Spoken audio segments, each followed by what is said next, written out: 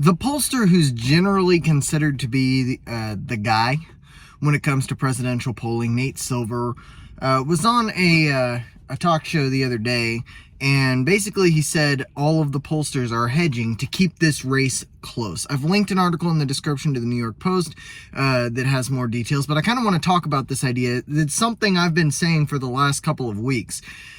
There's no way these polls are this close, and we know that, especially with Donald Trump, these polls tend to oversample Democrats. Trump outperforms his polls in a major way, usually between 2 and 7 points.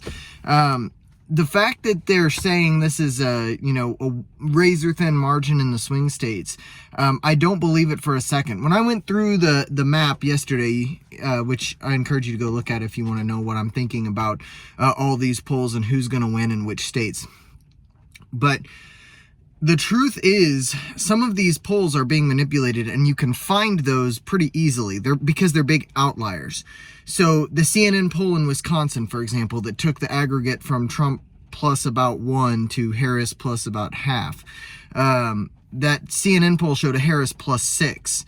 There's an extreme outlier, and it seems as though these media companies are kind of taking turns putting up these crazy outlier polls. Another example is that Iowa poll that came out last night showing Harris plus 3. Harris is not going to win Iowa. Iowa's going to go to Trump by like 8 or 9 points at least. It's not even going to be close. But they're giving you these crazy polls to keep that aggregate number really, really close. Now, some people are saying this is because they want it to look close in case they need to what do they call it? Ballot printers go burr and, swing the election one way or another. Other people are saying it's just for the media coverage. They want it to be a close race so they can keep getting those clicks and keep getting those views and keep taking in that ad revenue. Either way, it's incredibly dishonest. I think right now, based on everything we're seeing, the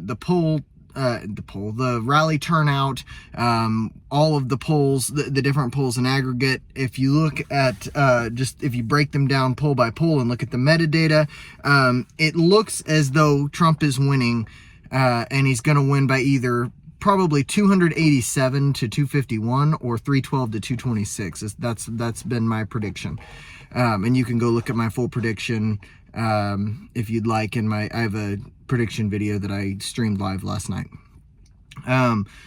So it's incredibly dishonest, but what are you going to do? There's these outlier polls. They don't really mean a whole lot, but it seems as though Nate Silver has picked up on that too. By the way, he does not like Trump. Nate Silver does not care for Donald Trump, but he has Trump up 55% to 45% chance to win over Harris. He has Trump up in all the swing states. So, besides Michigan, I think. It may be all of them, but it's either all of them or all of them but Michigan. I don't remember now. Trump ought to win this election, but you have to go vote. So go vote. That's all.